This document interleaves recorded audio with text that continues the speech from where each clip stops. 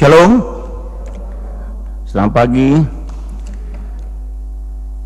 Atas nama Gereja Perkini Lawn di Amsterdam Zuidoost, kami mengucapkan selamat datang kepada jemaat sekalian dan juga untuk mereka yang baru pertama kali hadir dalam ibadah Gereja Perkini Lawn saat ini maupun yang mengikuti melalui siaran online. Ibadah hari ini akan dipimpin oleh Bapak Pendeta Stanley Cahyadi. Iringan musik akan dibawakan oleh Ibu Ade Marpau. Dan dalam baktian ini ada juga tim Kantoria. Marilah kita beribadah kepada Tuhan Allah kita di tempat ini maupun di rumah masing-masing atas anugerah dan kasih-Nya. Untuk ini saya mempersilahkan jemaat berdiri dan bersama-sama kita akan menyanyikan lagu pembukaan NKB 34, Setiamu Tuhanku.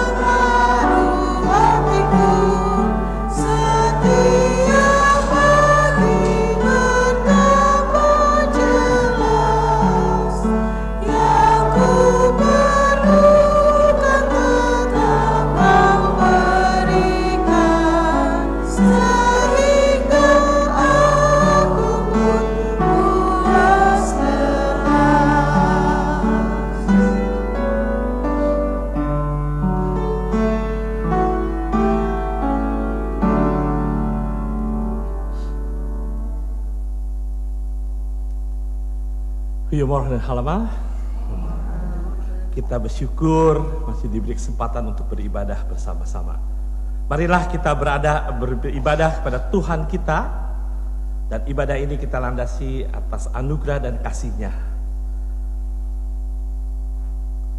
Kita yakini ibadah ini dengan keyakinan pertolongan kita adalah dalam nama Tuhan yang menjadikan langit dan bumi, yang tetap setia selama-lamanya dan yang tidak meninggalkan perbuatan tangannya. Kasih karunia dan damai sejahtera dari Allah Bapa kita dan dari Tuhan Yesus dan Roh-Nya yang kudus menyertai saudara sekalian. Amin. Silahkan duduk saudara. Atas itu. Tema khotbah untuk ibadah kita adalah cerdik seperti ular, tulus seperti. Kita mau dalamin nanti apa sih artinya, ya. Mari kita akan memuji Tuhan, nyanyian tema dari Kidung Himmat 37.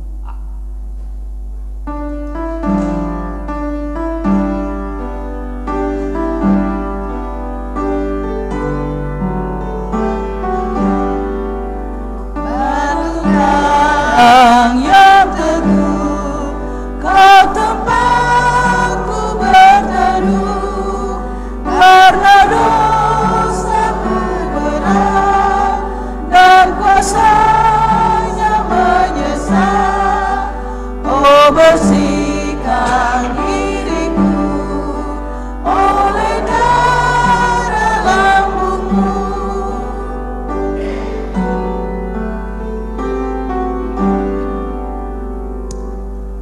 Saudara, mari dengan rasa sesal dan malu dan dengan segala kerendahan hati kita datang ke hadirat Tuhan dan mengakui segala dosa-dosa kita kepadanya serta mohon pengampunannya.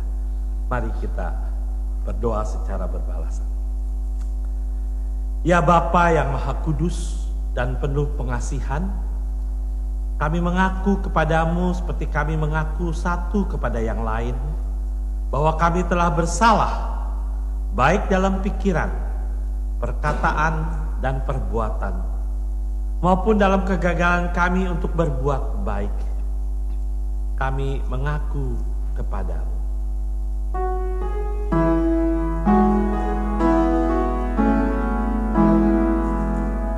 Tuhan, kasihani kami. Kristus, kasihani kami. Tuhan, kasihani kami. Segala kekurangan kami sebagai orang percaya yang telah Engkau kuduskan di dunia ini, kelemahan iman dan ketidaksetiaan, ketertutupan dan ketidakjelasan dalam kesaksian, pelanggaran dan kelalaian, kami mengaku kepadamu. Tuhan, kasihani kami. Kristus, kasihani kami. Tuhan, kasihani kami. Berilah kami pengampunan dan damai sejahtera ya Bapa. Bebaskanlah kami dari dosa-dosa dan baharuilah hidup kami dalam Yesus Kristus, Juru Selamat dunia.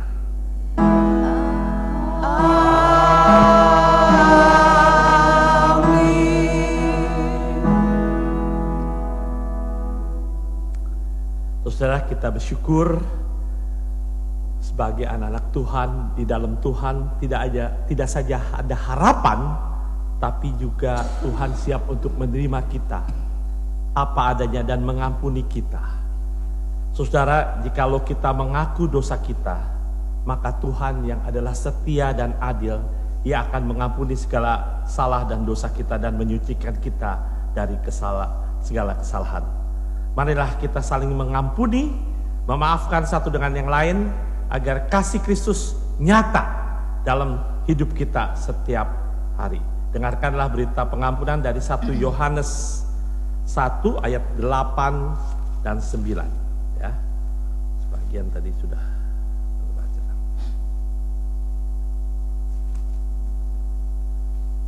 Jika kita berkata bahwa kita tidak berdosa, maka kita menipu diri kita sendiri dan kebenaran tidak ada di dalam kita. Jika kita mengaku dosa kita, maka Ia adalah setia dan adil, sehingga Ia akan mengampuni segala dosa kita dan menyucikan kita dari segala kejahatan. Saudara, mengampuni itu apa ya? Mudah untuk dikatakan, tidak mudah untuk dipraktikkan. Ya, makanya ada pepatah dalam bahasa Inggris, to err, berbuat salah, is human, but to forgive is divine. Sekali lagi, kalau kita bisa mengampuni seseorang, itu bukan karena kehebatan kita, itu pekerjaan ilahi, pekerjaan Tuhan. Ya, jadi saya undang Bapak Ibu untuk bangkit berdiri. Kita bersyukur untuk anugerah pengampunan. Dan sekarang dengarkanlah petunjuk hidup baru yang terambil dari Ibrani 13 ayatnya yang ke-6.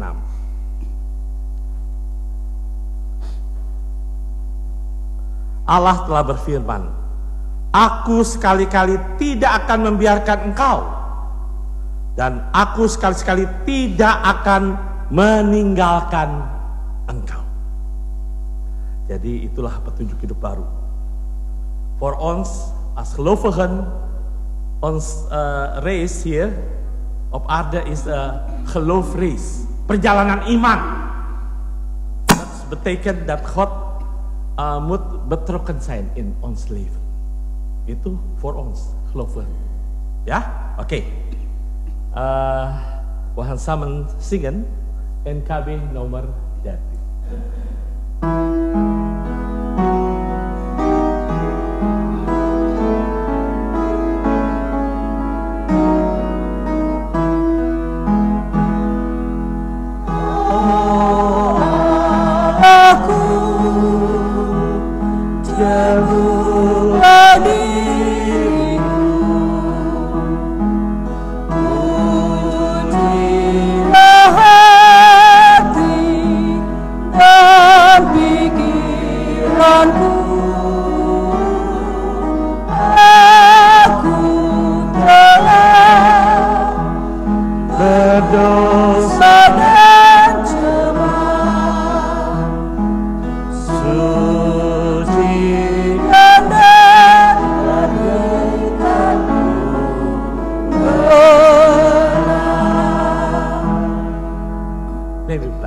Silakan duduk. We gaan samen luisteren naar het duet Bu Susan en Bu Foni.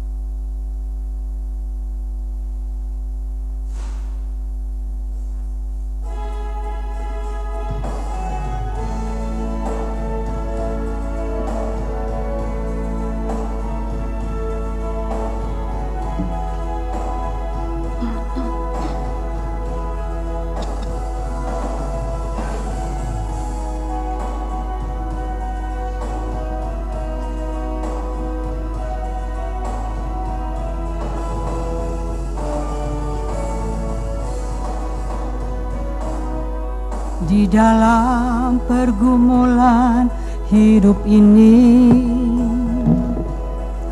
di dalam kesesakan jiwa ini,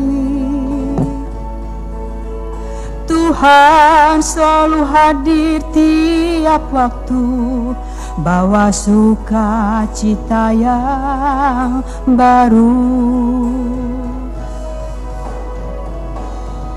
Di saat hati ini mulai goyah, di saat imanku mulai lemah, Engkau selalu datang tiap saat bersama kasih-Mu yang ajaib. Jangan biarkan aku, Tuhan, jangan tinggalkan aku, Bapa, sebab aku tak akan sanggup hidup jika tanpa kasih-Mu, Bapa. Pegang terus tangan ini, Tuhan, peluk dan jaga terus diriku. Ku yakin semua janji-Mu, Tuhan, indah pada waktunya.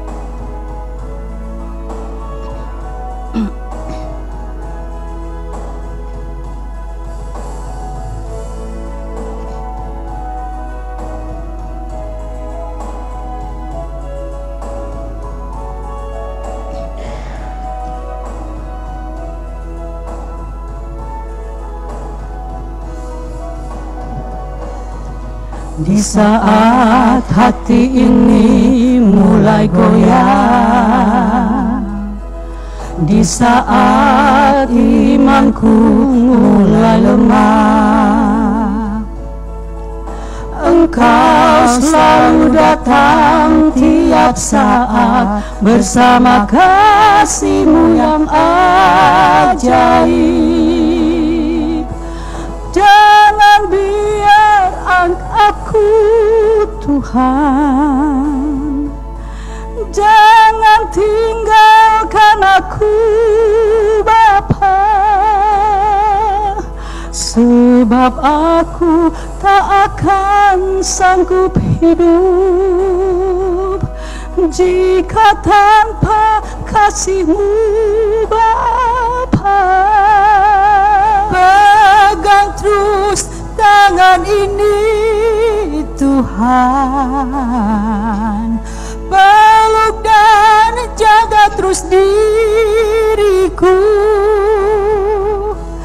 Ku yakin semua janji-Mu Tuhan indah pada waktunya. Pegang terus tangan ini Tuhan, peluk dan jaga terus diriku. Ku yakin semua janji-Mu Tuhan indah pada waktunya. Ku yakin semua janji-Mu Tuhan indah pada waktunya.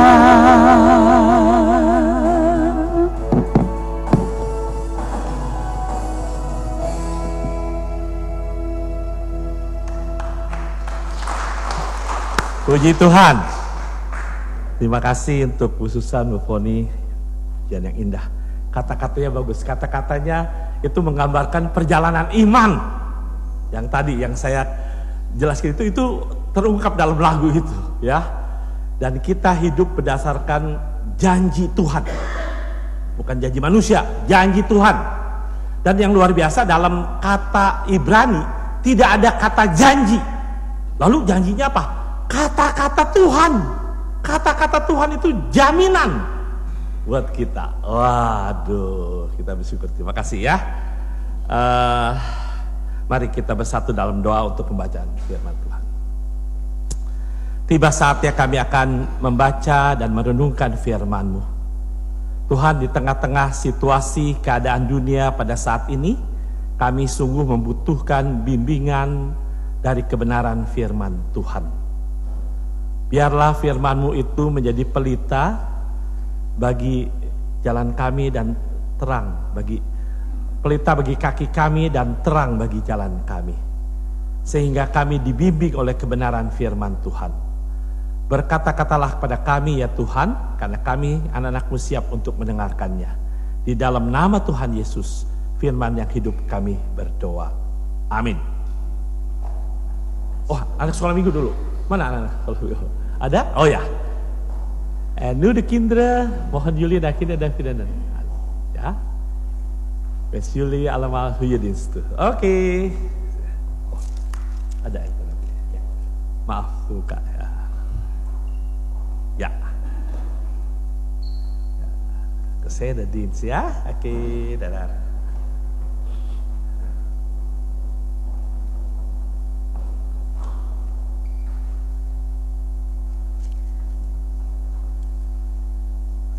Pembacaan Alkitab pada hari ini akan diambil dari kitab Perjanjian Baru, yaitu dalam kitab Matius 10 ayat 16 sampai dengan ke-20 yang bunyinya begini.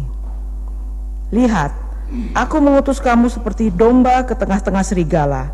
Sebab itu hendaklah kamu cerdik seperti ular dan tulus seperti merpati. Tetapi waspadalah terhadap semua orang, karena ada yang akan menyerahkan kamu kepada majelis agama, dan mereka akan menyesah kamu di rumah ibadatnya. Dan karena aku, kamu akan digiring ke muka penguasa-penguasa dan raja-raja sebagai suatu kesaksian bagi mereka dan bagi orang-orang yang tidak mengenal Allah. Apabila mereka menyerahkan kamu, janganlah kamu khawatir akan bagaimana dan akan apa yang harus kamu katakan, karena semuanya itu akan dikaruniakan kepadamu pada saat itu juga. Karena bukan kamu yang berkata-kata, melainkan roh Bapamu, Dia yang akan berkata-kata di dalam kamu. Demikian firman Tuhan.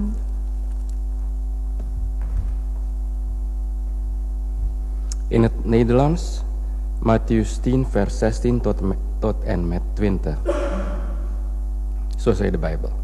Bedenkt wel, ik zend jullie als schapen onder de wolven. Wees dus niet scherpzinnig als een slang, maar behoud de onschuld van een duif. Pas op voor de mensen, want ze zullen je voor gerecht brengen en je geeselen in hun synagogen. Jullie zullen omwille van mij worden voorgeleid aan gouverneurs en koningen en een getuigenis moeten afleggen ten overstaan van hen en de heidenen. Wanneer ze je uitleveren, vraag je dan niet bezorgd af hoe je moet spreken of wat je moet zeggen. Want wat je moet zeggen zal je op dat moment worden ingegeven. Jullie zijn het immers niet zelf die dan spreken, het is de geest van jullie Vader die in jullie spreekt. De ene bron. Zo zei de Bijbel tot en met Matius 20. God zegen. Ya. Demikianlah firman Tuhan, terpujilah Kristus. Haleluya.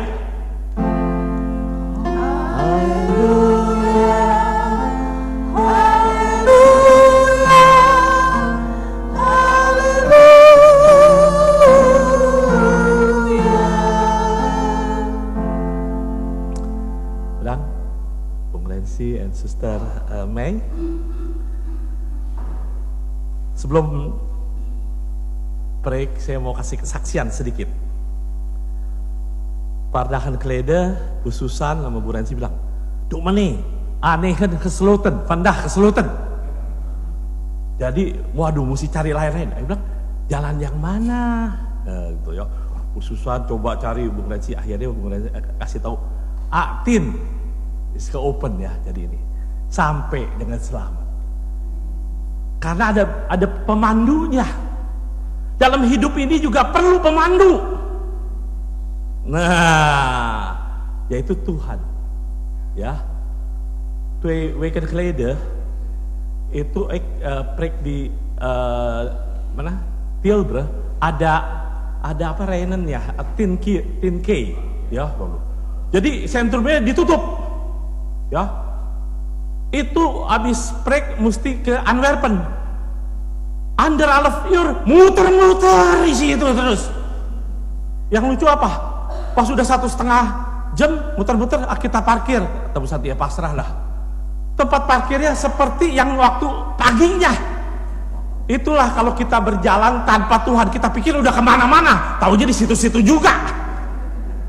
Nah, itulah makanya kita butuh tom-tom. Tapi tom-tom juga mesin. Itu tom-tom gini, muter-muter lagi. Bukan hanya dom-dom, biar tom-tom juga terbatas. Ya, tapi kalau firman Tuhan, itulah pedoman hidup kita. Ya, dia bagikan pelita bagi kaki kita, terang bagi jalan. Ya, kalau jalan gelap, gimana? Kalau terang, tahu. Ya, terima kasih Bu Rensi, Bu Susan juga. Oke. Ik zal mijn preek in het Indonesisch doen ya, en de vertaling kunt u via de scherm mohon. Pernah dengar kata-kata ini pasti ya? Cerdik, orang Kristen harus cerdik seperti ular dan tulus seperti merpati. Kita udah sering dengar, tapi apa artinya, lalu apa sih prakteknya dalam hidup kita sehari-hari? Nah, ada beberapa hal yang menarik dari perikop Matius 10, 16 sampai 20. Ya. Tadi disebutkan ada 4 nama hewan. Ayo, ada yang masih ingat gak? Yang pertama apa? Banyak di mana yang paling ingat ular. Apalagi? Merpati, betul. Lalu ada masih 2 lagi. Domba, serigala. Nah, ini menarik ya. Di Alkitab kadang ada nama-nama binatang itu dipakai untuk mengajar kita, ya, bagaimana hubungan kita dengan Tuhan. Ya, kadang-kadang kita harus belajar dari binatang, saudara.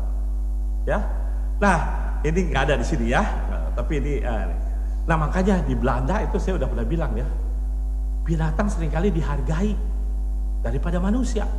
Contohnya apa? Ya, banyak yang pelihara Katen sama Honden ya, kenapa? Nah, kalau dia diomelin, dia diem aja. Kalau manusia diomelin, jadi panjang urusannya, nggak bisa habis. Nah, ya, nah sebelum untuk mengerti kenapa Yesus berkata, kamu harus cerdik seperti ular dan tulus seperti merpati? Kita mau lihat karakteristik ya, ciri-ciri dari hewan. Yang pertama, domba. Ada domba, ada fotonya. Ya. Ini domba mempunyai sifat yang lembut, jinak begitu ya. Nah, tapi tahu nggak? Domba ini salah satu binatang yang tidak bisa membela dirinya ketika berhadapan dengan musuh. Nggak bisa. Ya, makanya perlu gembala. Ya, kalau kita baca Mazmur 3:20 itu kan ada tongkat, ada gadanya itu untuk melindungi domba-domba. Dan yang menarik, kita ini disebut adalah siapa? Domba-domba Allah. Nah, itu domba, ya. Jadi domba dipakai seringkali untuk perumpamaan orang-orang percaya yang bergantung kepada gembala yang baik. Kita sebagai domba harus bergantung sama gembala karena kita nggak bisa apa-apa, ya. Oke, yang kedua, serigala. Nah, serigala kebalikannya, ini binatang yang garang, yang rakus, yang berani, yang tamak. Biasanya serigala itu bisa sendirian atau berkelompok ya, 3 atau 4, dia cari mangsa. Nah, ancamannya itu, cari mangsanya itu adalah apa? Domba, skapen, ya. Nah, jadi pada waktu itu gembala itu tugasnya berat. Dia harus berani, cerdik bagaimana melindungi supaya kawanan dombanya ini nggak diserang sama serigala.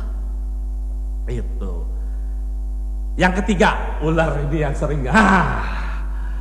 Ular ini ini binatang yang cerdik sekali. Ya, dia berkepala, bertubuh, berekor, tapi tidak punya anggota tubuh. Jadi dia kalau jalan diam ya, begitu ya, diam, nggak tahu tiba-tiba tok. Ya. Nah, jadi lidahnya itu menjulur, nampak seperti sedang menjilat debu. Ya. Dan yang menarik, ciri-ciri ular ini suka disebut di dalam Alkitab. Ya, gerakannya yang meluncur di Ayub, gigitannya dan tempat berlindungnya di tempat batu pengkhotbah dan Amos, dan sifatnya hati-hati. Wah, ular dia tenang sekali ya.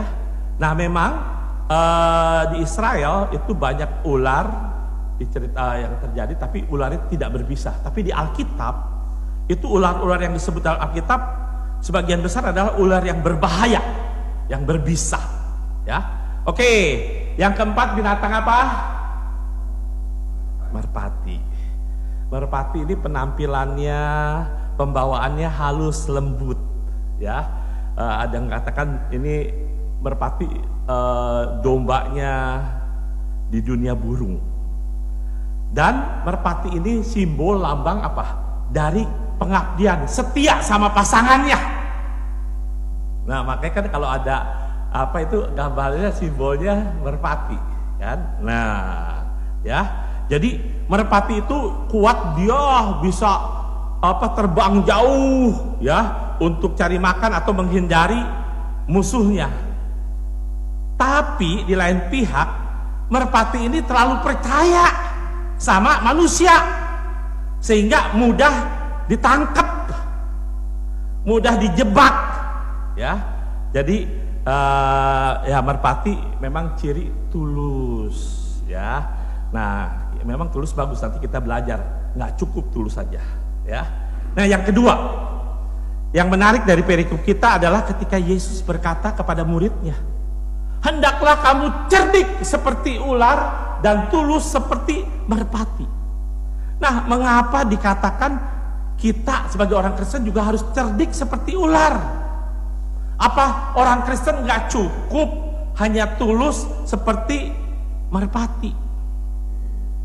Saudara, dalam realita hidup, kalau kita hanya tulus seperti merpati, dalam arti ya kita memberi, rela, ya, untuk orang lain, kita lakukan untuk Tuhan tanpa syarat.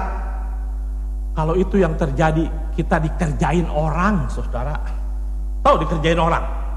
Wah, kok ada yang bilang, kok bisa ya di gereja ya? Kan dia aktif. Bisa aja, hamba Tuhan juga ada. Hati-hati, namanya juga manusia. Nah, kalau kita tulus, live ya, dikerjain orang. Dikerjain orang, tahu ya dikerjain ya dalam gitu ya. Nah, jadi apa arti perkataan Yesus?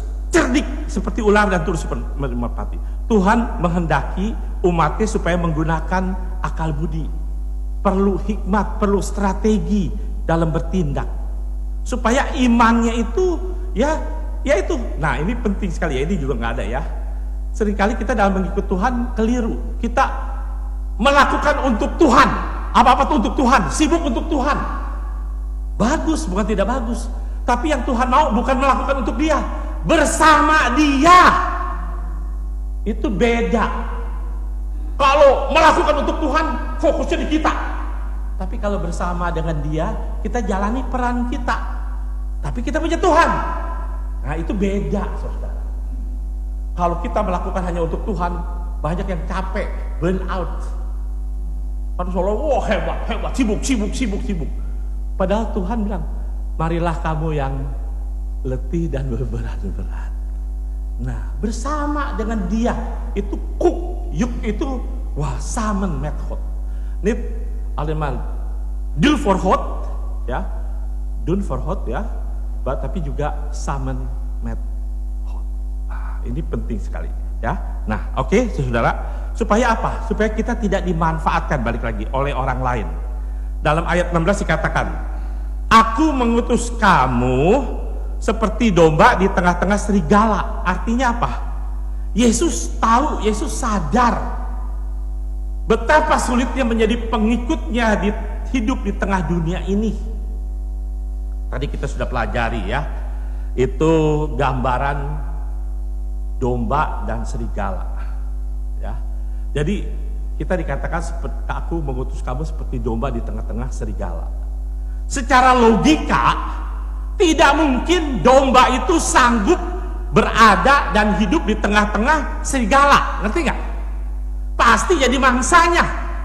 Dan Tuhan tahu bahwa kita manusia ini manusia biasa. Kita bukan Superman. Kita ini bukan malaikat. Kalau jatuh bangun biasa. Ya. Tapi mengapa dikatakan aku mengutus tadi? Aku mengutus kamu seperti domba ke tengah-tengah serigala. Kalimat ini ya, aku mengutus kamu. Jadi dengan sengaja Tuhan menyuruh kita ya, sebagai orang-orang Kristen, kita terpanggil dan ditempatkan di tengah-tengah serigala. Di sinilah sulitnya. Kalau kita hanya tulus seperti merpati, apalagi masa kini, kita dijadikan mangsa orang-orang tertentu. Hati-hati ya. Makanya jangan percaya sama orang siapapun dia. Kamu bisa kecewa. Tadi aku percaya sama Tuhan. Ya. Ingat perkataan Yesus. Cerdik seperti ular dan tulus seperti merpati. Ini bukan berarti bahwa kita hanya harus cerdik seperti ular, tetapi juga tulus seperti merpati. Artinya apa? Cerdik dan tulus. Ini yang tidak mudah. Kita sungguh membutuhkan hikmat Tuhan. We have the wijsheid van God nodig. Ya. Nah, untuk bisa bersikap cerdik seperti ular dan tulus seperti merpati. Tapi yang penting, saudara, sebagai pengikut Kristus, selama kita hidup di dunia ini, panggilan hidup kita ini bukan menjadi ular atau menjadi merpati atau serigala, tapi panggilan kita adalah apa? Menjadi domba. Artinya apa? Kita harus bergantung terus sama Tuhan. Nggak bisa berjalan sendiri. Kita harus terus bergantung sama Tuhan. Tapi banyak yang berargumen, tuh apa? Pak, kan kita ada di tengah-tengah serigala. Ya. Iya betul, tapi Tuhan tidak menghendaki kita berubah menjadi serigala. Walaupun ada godaan kita mau menjadi seperti serigala. Coba kan, Kalau kita ada segala sesuatu lagi kepepet, kita langsung siapa yang mau dijadikan mangsa. Betul nggak? Kita cari siapa yang mau dijadikan korban. Inilah tantangan bagi kita sebagai pengikut Kristus. Lalu bagaimana kita harus bersikap? Sikap kita ketika situasi atau orang lain tidak berespon benar, jangan kita terjebak juga untuk berespon tidak benar. Ini penting. Ketika orang lain begini, ya nggak apa-apa, itu ini dia. Tapi jangan kita terjebak untuk tidak berespon tidak benar juga. Kalau mereka tidak berespon tidak benar, kita juga tidak benar, sama-sama aja. Apa bedanya? Ya. Nah, oleh sebab itu kita perlu hikmat Tuhan untuk bisa berespon benar. Ya. Jadi di lain pihak, Tuhan juga tidak menghendaki kita sebagai orang-orang Kristen yang jadi sasaran empuk atau korban, ya, yang tidak berdaya dari serigala. Nah, satu hal saudara, dalam menjalani misi keselamatan Allah bagi dunia ini, ya, kita sebagai kerek ada tugas, kita yakin Tuhan akan menolong dan memperlengkapi kita. Begitu juga dengan keberadaan GPN di negeri Belanda ini, pasti ada. Ia mengutus kita agar mampu melaksanakan misi keselamatan Allah bagi dunia ini. Dalam realitanya is niet makkelijk, is altijd. Ons leven is niet altijd zoals wij wensen. Gak selalu seperti itu, ya. Dan soms voelen we hopeloos. Tadi seperti lagu, nggak berdaya menghadapi kekuasaan dunia ini. Memang dunia ini seolah-olah wah mencekam. Lalu bagaimana caranya? Inilah jawaban Yesus. Hendaklah kamu cerdik seperti ular dan tulus seperti merpati. Ya. Jadi sekali lagi saudara, sebagai orang Kristen jangan cuma tulus tapi cerdik. Nah, ya. Dalam kehidupan sehari-hari tidak sedikit orang yang namanya Kristen tetapi kita lihat perilakunya seperti serigala, saudara. Ya tadi selalu siap memakan dan menerkam mangsanya. Ya. Nah, oleh sebab itu tidak boleh cuma tulus. Tuhan memang senang kalau kita lihat orang Kristen jujur, polos, tulus, ya. Tapi jangan jadi orang Kristen yang bodoh, yang mudah dimanfaatkan orang. Ya, kadang-kadang ada yang polos, tulus begitu ya, dimanfaatkan orang. Cerdik tapi tulus, tulus tetapi cerdik. Inilah resep supaya kita bisa bertahan sebagai domba di tengah-tengah serigala. Tapi ada pertanyaan, saudara, cerdik dan licik sama nggak? Cerdik, lain. Bedanya di mana? Ayo, cerdik dan licik. Unitnya dengan siapa sih? Oh, itu. Ya. Apa bedanya, Duflah? Negatif dalam arti apa, Bung Renci? Ya, kita. Ya betul. Ini bedanya. Ya sekaligus saya ini ya. Kalau licik itu memang pinter, tapi kalau udah kepepet cari korban, ada yang jadi korban.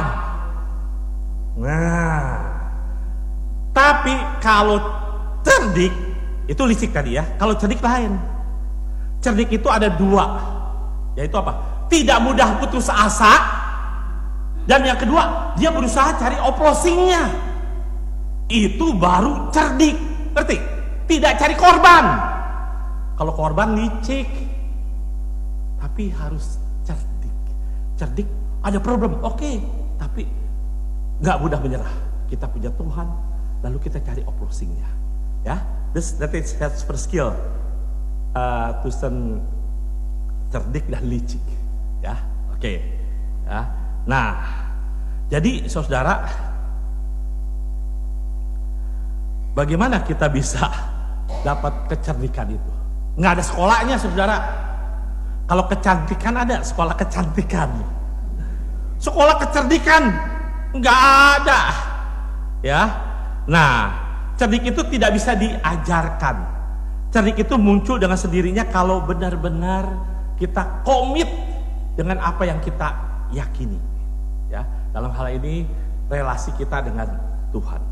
Ya, nih coba, mungkin ada yang jadi student, ada yang kerja, ada yang usaha. Kita begitu komitmen terhadap studi, pekerjaan dan usaha kita, betul, hebat. Tapi pertanyaan saya, apakah kita juga serius komitmen dalam mengikut Tuhan Yesus, dalam beriman? Ini nggak ada sih, banyak yang bilang, iya Dominic, kalau kita nggak ini sama bos bisa di-ons-lah, nggak dapet salaris. Lah, kalau Tuhan ambil hidup kita gimana? Lupa. Itu jauh lebih penting. Ya, kita lihat hanya materi aja yang kelihatan. Nah, makanya ini menarik. Balik ya. Ada bapak gereja bernama Agustinus. Dia mengatakan orang Kristen itu harus serius dalam menjalankan imannya, ya, dengan Tuhan, ya. Dia gambarkan seperti orang kalau swimmen, ya, nggak bisa swimmen. Saya juga termasuk yang saya udah pernah cerita ya. Main apa, saya bola, saya ini ya, main basket, main volley, main pingpong, ya, main apa bisa. Berenang nggak bisa. Terus terang aja berenang nggak bisa. Kenapa? Kalau berenang itu, ntar gue tenggelam, berat. Berat terus tenggelam gitu ya. Kan kalau mau bisa berenang mesti bisa ngambang dulu. Kalau nggak bisa ngambang gimana? Jadi berat. Apalagi 100 kilo nih. Ya, nah, oke. Itu seperti kalau pas orang nggak bisa berenang, ada di air ya, di laut, berusaha begitu, ya. Kenapa? Untuk menghirup udara. Begitu. Nah, mengikut Tuhan Yesus ini penting karena ini persoalan hidup atau mati. Jalan mana yang kita pilih? Menuju kebinasaan atau menuju kehidupan? Nah, cerdik seperti ular dan tulus seperti merpati adalah sikap hidup yang realistis. Mungkin kita menyadari kekuatan sendiri kita tidak akan sanggup. Jujur aja, kita udah coba ini, apalagi orang-orang yang mau tulus begitu ya, wah sulit sekali ya. Oleh sebab itu kita perlu bimbingan Roh Kudus. Itulah bersyukur buat kita, Roh Kudus Allah yang tinggal dalam hidup kita itu menyertai kita, sehingga Dia menolong kita supaya kita bisa bertahan dan tidak terbawa dengan arus dunia ini. Ayat 19-20 katakan, jangan khawatir akan bagaimana dan akan apa yang kamu harus katakan, ya, ketika kita diperhadapkan hal yang sulit sekalipun, karena bukan kamu yang berkata-kata, melainkan Roh Bapamu, Dia yang akan berkata-kata di dalam kamu. Wah, apa artinya? Saudara, kebenaran ayat ini dialami oleh almarhum pendeta Yusuf Roni yang tanggal 29 Juni yang lalu meninggal, ya. Ada fotonya. Nah, ini dulu agamanya lain, dia pindah, wah udah sungguh-sungguh, ya. Tanggal 29 Juni yang lalu dia dipanggil pulang. Ini kesaksiannya, ya. Kesaksiannya begini, saudara. Pada waktu itu dia dipenjara, ya, karena pindah agama. Udah dipenjara 2 tahun, ya. Al 2 jaar in de gevangenis zitten, ya. Sah. Udah gitu, udah 2 tahun, udah menderita kalau gitu, dia ditawarin untuk dibebaskan dari penjara dengan syarat dia harus menyangkal Tuhan Yesus. Bukan saja dibebaskan, dia dijanjikan untuk studi ke Tasmania di Australia. Wah, saudara, gimana kalau kita dalam posisi udah di penjara 2 tahun? Berat. Sekarang ada yang bilang, ayo nanti kamu bebas, kamu studi ke Australia. Coba ayo kita gimana kalau begitu? Wah, dia bergumul. Dia sudah mengalami betapa berat penderitaan hidup di penjara, dan sekarang ada kesempatan untuk bebas. Dia tidak minta, ditawarin. Tapi harga ini harus dibayar dengan menyangkali imannya. Isn't it makkelijk? As mens, ya, human being, kita maunya bebas, kapan lagi, betul nggak? Menselijk, mumpung ada kesempatan. Tetapi hati nurani, dalam hatinya dia bilang, enggak, saya tidak mau menyangkal Tuhan Yesus. Ya, dia tidak mau menyangkal, dia banyak mengalami pengalaman. Jadi kita tidak bisa bayangkan bagaimana situasi, tidak mudah dalam posisi seperti beliau. Nah, mau tahu apa respon dari pengalaman Pendeta Yusuf Rodi? Kita saksikan video klip ini. Ya, ada suaranya?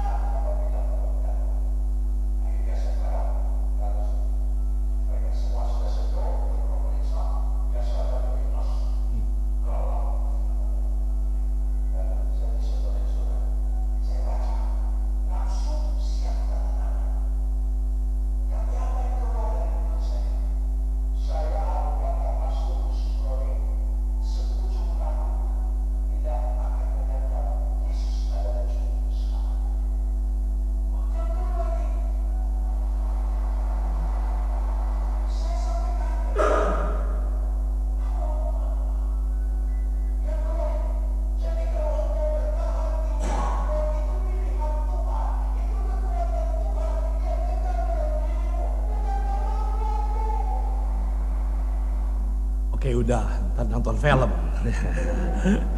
Ya, tapi itu istit maklek. Tapi ingat, kita punya Tuhan. Tuhan yang akan menolong kita. Tuhan memberkati kita semua. Amin.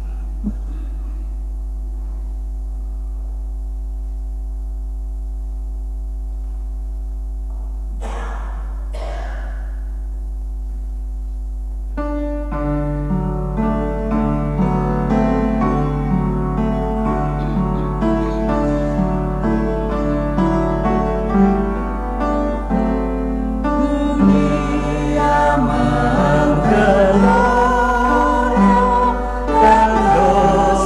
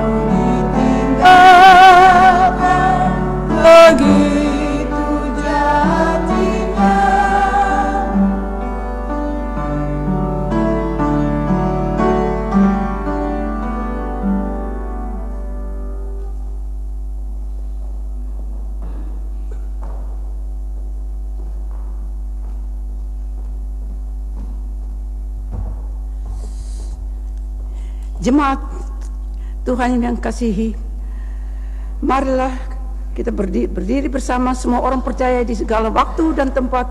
Kita mengaku iman menurut pengakuan iman rasuli.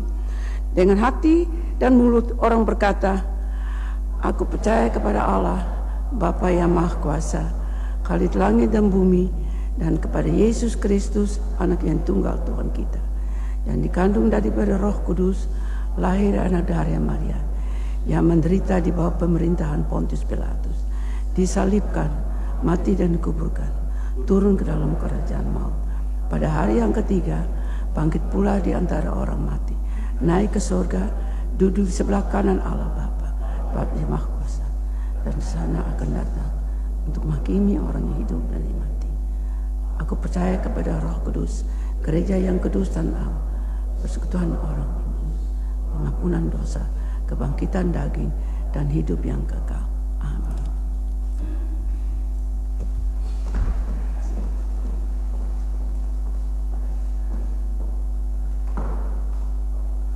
Saudara, mari kita satukan hati kita. Kita akan menaikkan doa syafaat kita. Mari kita berdoa. Bapa dalam surga, kami bersyukur untuk firman-Mu yang boleh mengingatkan kami bahwa kami diutus bagaikan domba di tengah serigala. Kami menyadari siapakah kami ini. Kami membutuhkan Engkau sebagai gembala kami yang baik. Kami serahkan sisa hidup kami ke dalam tangan Tuhan. Terima kasih ya Tuhan untuk pimpinan, penyertaan Tuhan, perlindungan Tuhan hingga saat ini. Dan pada saat ini kami ingin berdoa untuk para pelayan firman, para pendeta, hamba-hamba Tuhan, dengan keluarga mereka yang ada di seluruh dunia ini, yang berperan untuk terus memberitakan kebenaran firman Tuhan, dan secara khusus juga mereka yang melayani di gereja Perki Nederland. Kiranya Tuhan pimpin, Tuhan pakai mereka, sehingga api pekabaran Injil itu terus berkorban, boleh diteruskan dari generasi ke generasi. Bapa dalam surga, kami juga berdoa untuk pemerintah dan bangsa, pemimpin-pemimpin di dunia ini, khususnya di Indonesia, di Belanda, di Israel, dan di bagian tempat. Tuhan beri hikmat akal budi.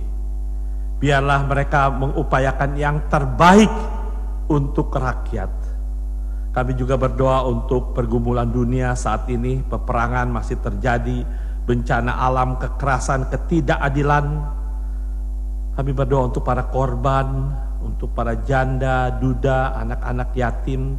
Tuhan kasihanilah mereka, agar hidup kami juga boleh berarti bagi sesama kami, khususnya yang membutuhkan pertolongan-Mu. Kami juga berdoa ya Tuhan untuk Majelis Sinode GPN. Kami berdoa juga untuk Pendeta Ida dan keluarga. Kami juga berdoa untuk Majelis GPN yang ada baik di tempat ini, Amsterdam, Zuidoost, Almere, Arnhem, Voorburg, Zwolle, beserta dan keluarga dan segenap jemaat GPN dimanapun mereka berada. Kami juga berdoa untuk saudara kami yang sedang bergumul dengan sakit penyakit. Kami ingin berdoa untuk Ibu Ade Marpaung, untuk Ibu Sindra Sutesna, Ibu Giok Mohtar, Ibu Paula Beyer, Bapak Liam, Bapak dan Ibu Pardede, Ibu Ice Mahulete, Ibu Truli Tanahatu, Bapak Bobby Nelwan, Bapak Will Mostad, Laurie Kraus, Ibu Dedi Nusamara di Ambon, Ibu Irma Pohan, Bapak Sofian Rusli, dan saudara kami lainnya yang sedang bergumul dengan sakit penyakit tidak kami sebutkan namanya. Biarlah mereka imannya tidak goyah, tetapi terus minta hikmat dan mengandalkan Tuhan. Kami juga bersyukur untuk mereka yang berulang tahun minggu ini. Di antaranya Ibu Wanda Purba, Bapak Ot Sartono, Adrian Sahetapi, Tuhan, kiranya Tuhan beserta dengan mereka. Tuhan sudah tambahkan 1 tahun lagi usia mereka. Kami serahkan sisa hidup mereka ke dalam tangan-Mu. Dimanapun mereka berada, mereka boleh menjadi garam dan terang dunia. Terima kasih ya Tuhan. Kami juga mau menyerahkan pergumulan hidup kami masing-masing. Tuhan tahu keberadaan kami. Kami serahkan semua ke dalam tangan Tuhan. Tuhan beri hikmat akal budi agar kami boleh bertindak cerdik seperti ular dan juga tulus seperti merpati. Cerdik dan tulus, tulus dan cerdik. Bapa dalam surga, kami mau menyerahkan sisa hidup kami ke dalam tangan Tuhan, dan kami berdoa kepadamu dan sempurnakan doa syafaat kami ini dengan doa Bapa kami yang akan kami ucapkan bersama-sama. Mari kita ucapkan. Bapa kami yang di surga, dikuduskanlah namamu, datanglah kerajaan-Mu, jadilah kehendak-Mu di bumi seperti di surga. Berilah kami pada hari ini makanan kami yang secukupnya, dan ampunilah kami akan segala kesalahan kami seperti kami juga mengampuni orang yang bersalah kepada kami. Dan janganlah membawa kami ke dalam pencobaan, tapi lepaskanlah kami daripada yang jahat.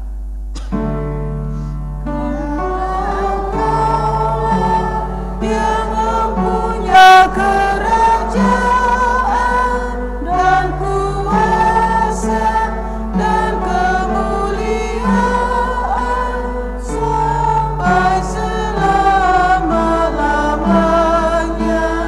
Amin.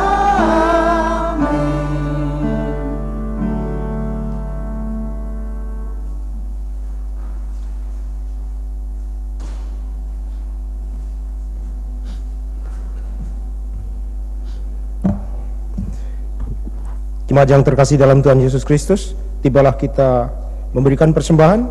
Sebelum kita memberikan persembahan, kita akan membaca firman Tuhan yang akan kita baca secara berbalas-balasan.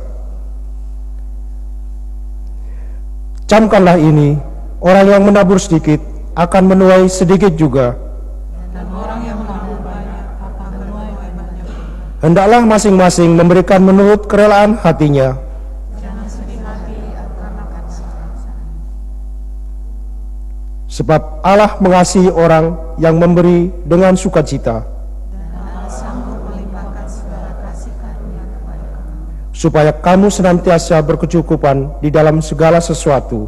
Dan mau berkelimpahan dalam berbagai kebaikan. Sambil kantong persembahan diedarkan, kita akan menyanyi dari Kidung Jemaat 439.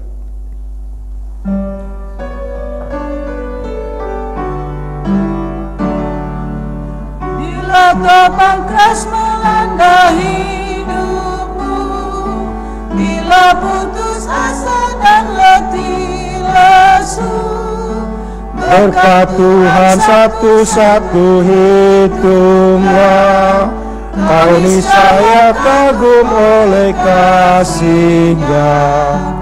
Berkat Tuhan mari hitunglah, kau kan kagum oleh kasih-Nya.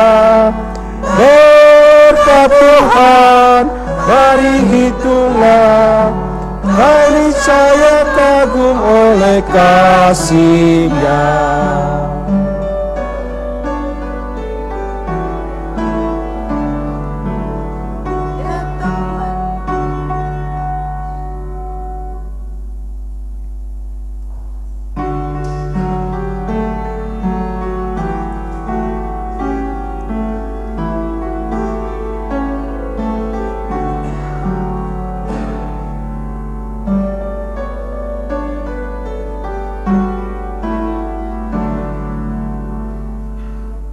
Mari kita doakan persembahan yang telah kita berikan pada hari ini secara bersama-sama. Sekarang ya Allah kami bersyukur kepadamu dan memuji namamu yang agung itu. Sebab siapakah kami sehingga kami mampu memberikan persembahan sukarela seperti ini? Sebab daripadamulah segala-galanya, dan dari tanganmu sendirilah persembahan yang kami berikan kepadamu. Ya Tuhan, terimalah syukur hati kami yang kami persembahkan dalam nama Yesus, Tuhan kami, yang adalah sumber hidup dan berkat. Amin.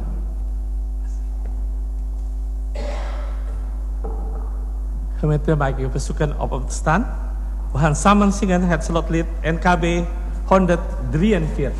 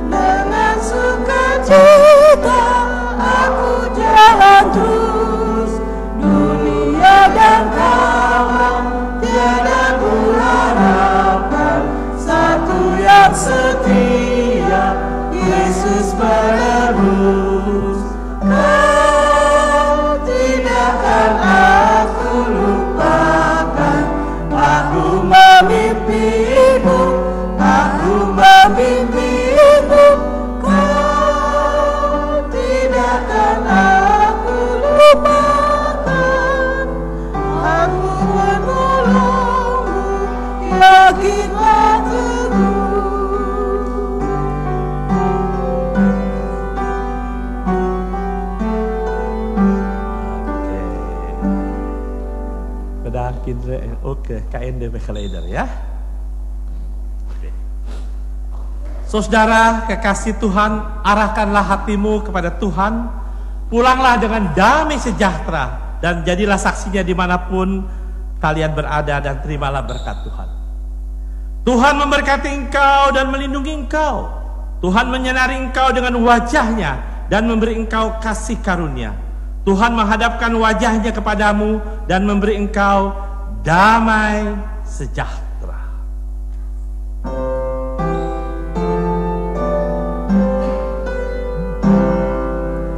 Amin, amin, amin.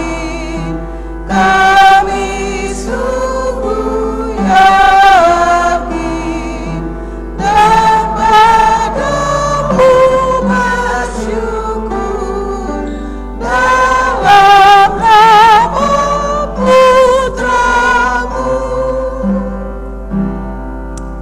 Gemeente blijf staan, moment van stilte. Amen. Neem uw plaats. Goeie zondag.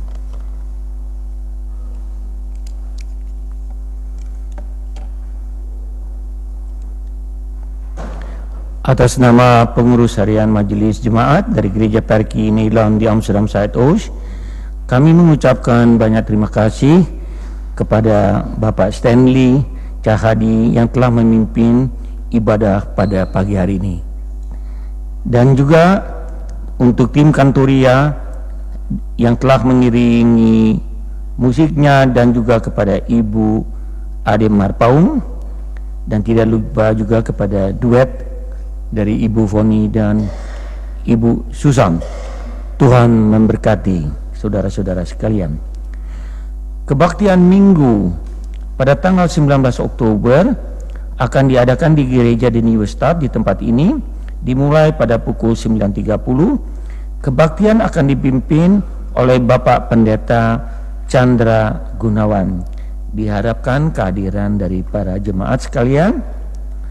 Kolekte yang telah kumpul pada kebaktian Minggu 5 Oktober kantong hijau 47 euro 70 sen, dan kantong merah 83,25 sen, total 176,95 sen. Berita selanjutnya, bersama ini juga kami akan umumkan pada hari Sabtu tanggal 25 Oktober akan diadakan kebaktian pemberkatan nikah dari anggota jemaat Reza Aipasa dan Dewi Rumeon di gereja di New Stad pada pukul jam 1 siang. Kebaktian akan dipimpin oleh pendeta Ida Anaria Aurika Patinama. Barangkali tidak ada di Beamer, ada juga satu berita selanjutnya. Pada kebaktian minggu depan, sesudah kebaktian akan diadakan informasi sesi mengenai kuartal ketiga dari pengurus harian Majelis Jemaat atau The Kerkenraad dari Amsterdam Zuidoost. Kami meminta sekali kehadiran daripada saudara-saudara sekalian, karena dalam pelayanan kami ini kami sangat mengharapkan masukan-masukan dari para jemaat sekalian. Sekian warta jemaat. Tuhan Yesus memberkati kita sekalian. Amin.